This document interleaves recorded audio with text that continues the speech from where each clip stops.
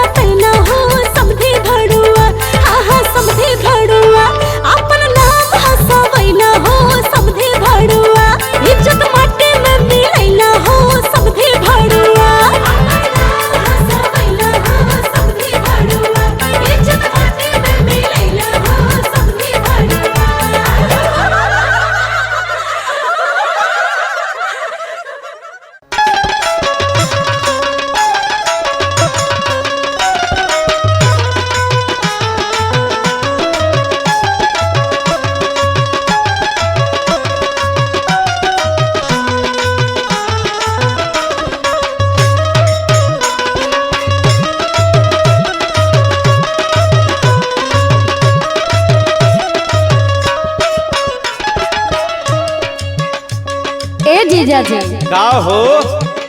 अरे तोहरा के देख के तो हमरा के बड़ा नाज होता कि हमार पापा बड़ा बढ़िया हमरे दीदी खातिर दुल्हा खोजले बाड़े। अरे ई तो हैले नु बा। लेकिन हमरे मन में कुछ सवाल बा। कौन सवाल हो? 1000 को पूछो। जब आके बैठले बनी तो हमरे सवाल का जवाब दे दे तो हम जान जाए कि नाही कुछ तोहरो पास दिमाग बा। हाँ पूछो। सुना बोलो। कहाँ के फेमस बाजार हउवे? अच्छा कहाँ के फेमस बाजार हउवे? बोला कहाँ के दुल्हा रंगदार हउवे?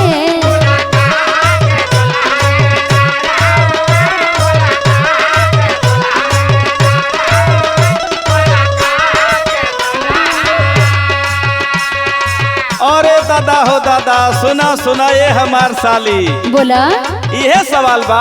हाँ हो तो सुनो बताओ। गाजीपुर के फेमस बाजार हउए। अच्छा सुना तारू? सुना तने। गाजीपुर के फेमस बाजार हउए। सुना गहनी के दुल्हा रंगदार हउए। सुना तारू ना? सुना तने सुना तने। जवाब ठीक बा।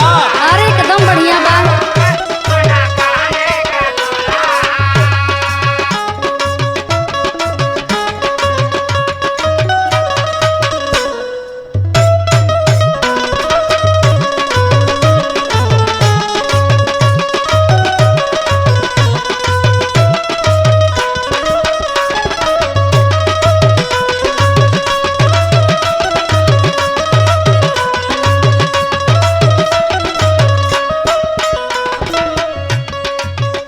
ए जीजा जी का हो? जब वहाँ के दुल्हा इतना फेमस बाड़े हाँ वहाँ के दुल्हा जब रंगदार हुए तब तो दुल्हा के बहनियों एक नंबर के रंगदारे हुई हैं सब। ए सुना तनी कम बोला।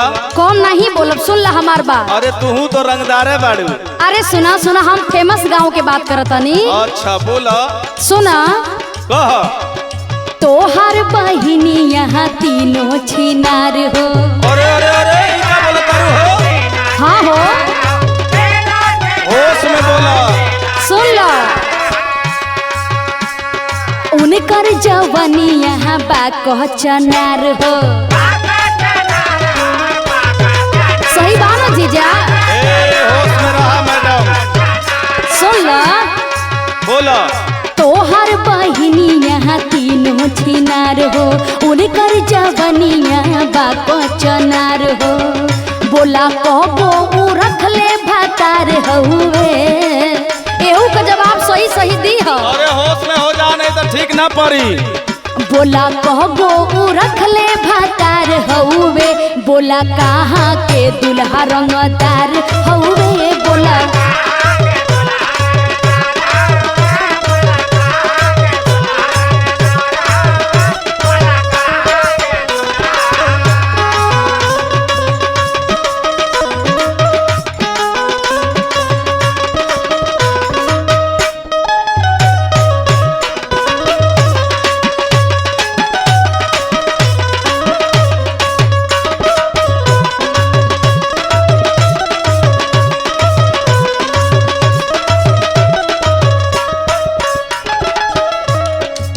देखा। बतावा हो जीजा। ज्यादा जवानी पर इतरा मत कहो, बता दे बता का तो कह दी है। का देबू हो? ए बुढ़ऊ तू तनी कम बोला। हमार सवाल खाली हमरे जीजा जी से बा, बीच में काहे टांगड़ावत बड़ा? बारात में बुढ़वा ना रहला तो काम ना बनला। ढेर मत बोलो जीजा, बेहू का सवाल का जवाब दानो। सुना सुना जवाब देता नहीं। सुना। काहे बहनी के नाव ले में ढेर मरचा लगता? अरे तो सुना। बोला। अपना जवनिया के राखा लगाम हो। अरे हम लगाम तो रखल ही बानी, अपने बहनी के जाके देखा। के रखा लगाम। नाही तगारी सुनबू सरे आम हो। हमहू देवे लगे। हाँ तो आज हमहू पेट भरिए दे। अपना जवनिया के राखा लगाम हो। नाही तगारी सुनबू सरे आम हो। सुन तारू ए हमार साली। हाँ हाँ जीजा जी बोला ना। विवेक प्रमोद का ही है विचार हुए। अच्छा विवेक प्रमोद का ही है विचार हउए सुना कहनी का दुल्हा रंगदार हउए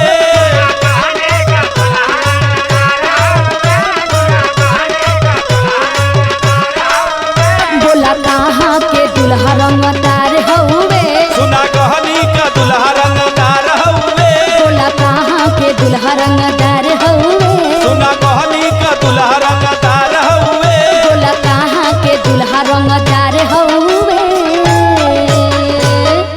ऐसे न कह तनी बहनियों तोहार रंगदारे हुई है। अब बुझलू तू एकदम सुपर हिटे बाड़ू के जीजा के मामा के फूफा के सबके गरिया देहल गयल। अब एकरे घरों चलल जाए।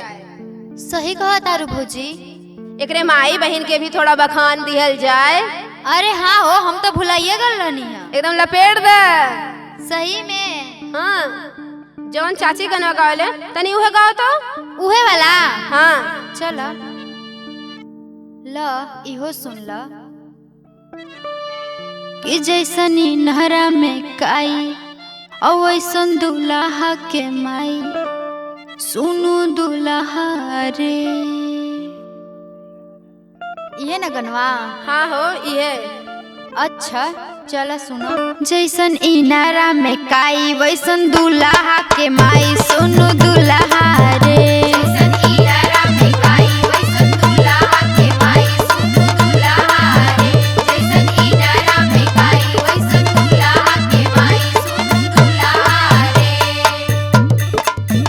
जैसन बसहवा के कोइन वैसन दुल्हा के बहिन सुनु दुल्हा रे।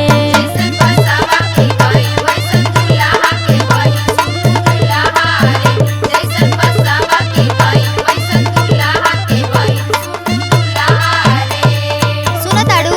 हाँ हो पूरा खानदान के गरिया केहू के छोड़िया मत। एक एक लोग के गरिया के एकदम अगवा दी है। अरे भौजी ना छोड़ब हो, तू टेंशन काहे ले ताड़ू। अरे हमरा के का टेंशन बा हो।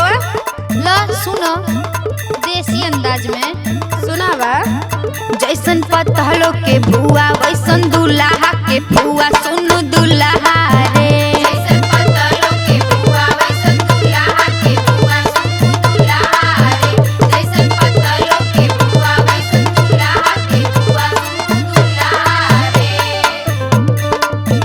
सुन लो भौजी।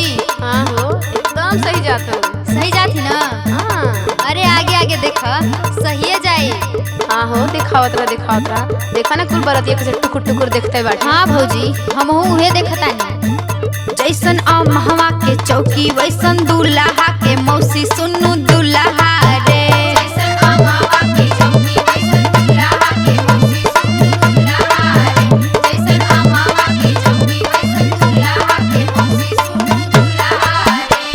देख लो भौजी। हाँ देखत बाटी। एकर हाउ भौजी भी है ना एकदम खिलाड़ी बा। अरे हाँ हो तो पूरा रिकॉर्डे तोड़ले बा। हाँ फिर भौजी है ना पतर की भौजी। तो सुनो जैसन लो महड़ी मनमौजी वैसन दुल्हा के भौजी सुनु दुल्हा रे।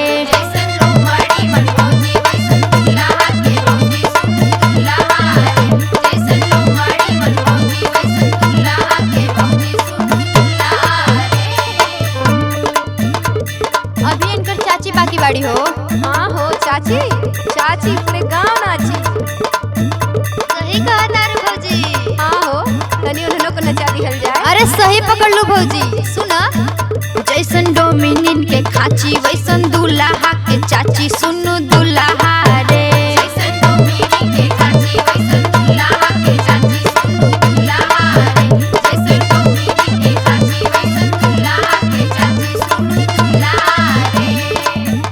सबकर सुन ले लो भौजी। हाँ हो हमार तो मन करता कि समझी के फिर गरिया दे। ले ला एकदम चप्पल। देखा ताड़ू इनकर मोछिया आई हो दादा बड़ा ताव में बा। ठीक कहा तारू एकदम खड़ा बा। अरे ये तो जैसे लागत है बुलेट का स्टीयरिंग बा हो। चलो चल के ऐठ दिहल जाए। सही में चलो।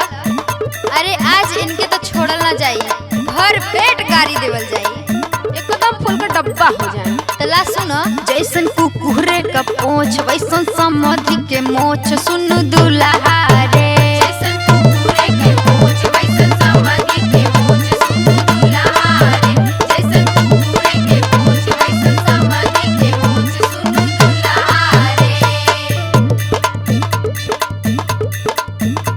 जैसन ई नहरा में काई वैसन दूल्हा के माई सुनु दूल्हा